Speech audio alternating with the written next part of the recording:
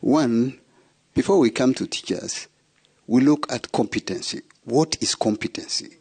Competency encompasses teachers, adequate teachers, infrastructure, that is classroom, internet connectivity, because there is a practical lesson concerning that. We need adequate learning and teaching material, which is required for competency.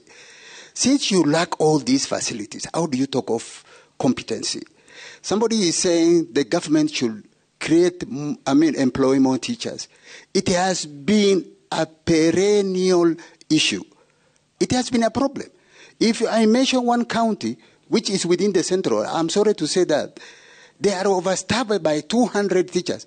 And yet you are saying employ more teachers to equip even more teachers of those counties. While in Asal, actually 2 teachers against 8 classes, or even 1 teacher against 8 classes.